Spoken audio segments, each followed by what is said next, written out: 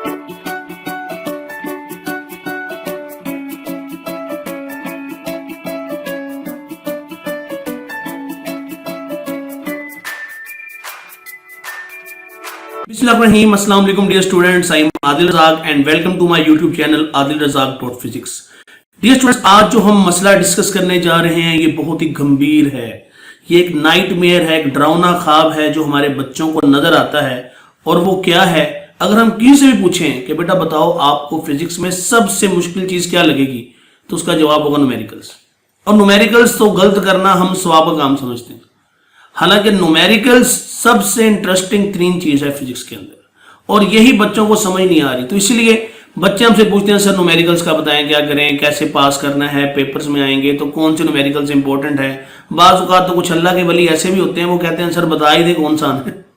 तो भाई न्यूमेरिकल्स बहुत ही इंटरेस्टिंग है। अगर आप थोड़ी सी तवज्जो के साथ, गौर के साथ अगर आप इनको करोगे तो आप इंजॉय करोगे, क्योंकि दुनिया में जब बंदे का सवाल का सही जवाब आता है ना तो बंदा बड़े खुश होता है।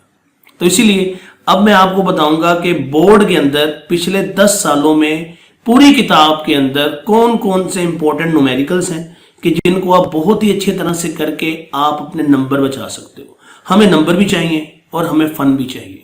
तो इसीलिए आपकी ज़िंदगी आसान करने के लिए सर आदिल आ गए हैं। तो अब आपने मेरी बातें बहुत ध्यान और तवज्जो से सुननी है, और जो जो मैं बातें आपको बता रहा हूँ अपनी बुक खोलो, उन न्यूमेरिकल्स को टिक करो, नोट करो एग्जाम्पल्स को, क्योंकि न्यूमेरिकल्स भी आ रहे हैं बोर्ड में और एग्जाम्पल्स भी आ रहे हैं। तो बगैर किसी देर के हम शुरू करते हैं जी अपना वीडियो लेक्चर। देखें जी, सबसे पहले मैंने आपको बोला है कि टोटल न्यूमेरिकल और एग्जाम्पल्स हैं 150। डर जाओ इसको देख के कि 150 न्यूमेरिकल्स। नहीं भाई नहीं, जिंदगी आसान करनी है मैंने। तो जिंदगी आसान करने के लिए क्या करूंगा? मैं आपसे बोलूंगा भाई कि 150 नहीं करने, हम करेंगे चंद चीजा से सवाल, और वही पेपर में आने हैं, और वही मेरा दोस्त मेरा भाई करके इंशाल्लाह वो मैक्सिमम नंबर लेगा। तो देखिएगा जरा, अभी आपके सामने मैंने आपको बताया था कि आप इन चैप्टर्स के लॉन्ग करें, 12 + 13, 14 + 15, 16 + 18। तो कोशिश करें कि आप इन चैप्टर्स के लॉन्ग क्वेश्चंस प्रिपेयर करें, और इन्हीं के न्यूमेरिकल्स, ये 3 हमारे पास जो है ये पेयरिंग स्कीम है, और हमने 5 से 3 करने होते हैं। तो मेरी जो एक्सपर्ट ओपिनियन है वो यही है कि आप इन 6 चैप्टर्स को तैयार करो as long and numerical, 12 + 13, 14 + 15, 16 + 18। Okay, अब हम देखते हैं आपके इन 6 चैप्टर्स के अंदर टोटल अगर हम न्यूमेरिकल्स देखें तो कुल मिला के ये न्यूमेरिकल्स बनते हैं 99, 100 भी नहीं। तो 99 है, मतलब 100 ही हो गया एक तरह से भाई। तो बच्चा कह रहा सर छोड़े रहने दे, 100 न्यूमेरिकल्स कौन करेगा, 9 नंबर हैं तो छोड़े नहीं करते। नहीं भाई, ऐसा नहीं। प्रॉब्लम्स को फेस करना, प्रॉब्लम्स को हल करना, यही बहादुरी कहलाती है, और इसी चीज़ की ट्रेनिंग है। तो ये जो न्यूमेरिकल्स होते हैं ना, ये बच्चे अक्सर हमसे पूछते हैं सर ये आगे ज़िंदगी में कहाँ काम आने हैं। भाई ये ज़िंदगी में काम आए ना आए, ये एक ट्रेनिंग होती है कि अगर ज़िंदगी में आपके सामने कोई मुश्किल आई है, यह है न्यूमेरिकल प्रॉब्लम, एक मुश्किल है जिसको आपने हल करना सीखना है। तो अगर आप मुश्किलों से भागोगे तो आप कभी भी ज़िंदगी में कामयाब इंसान नहीं बन सकोगे।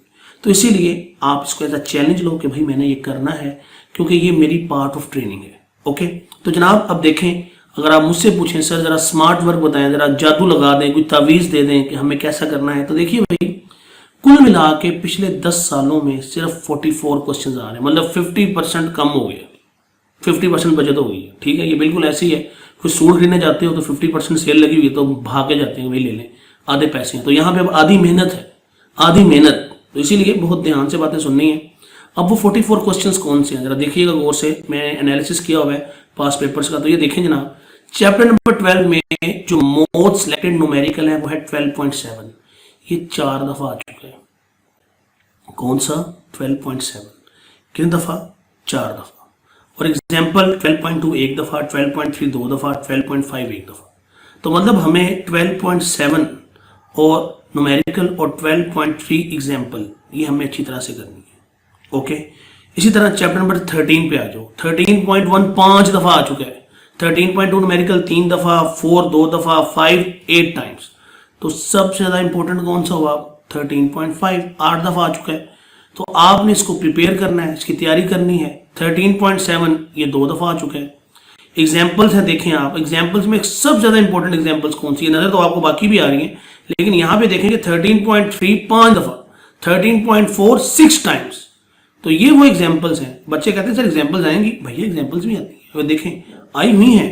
ये नहीं कि मैं अपनी तरफ से कह रहा हूँ, ये पास पेपर्स के अंदर ये एनालिसिस है कि न्यूमेरिकल भी आ सकता है और एग्जाम्पल भी आ सकती है।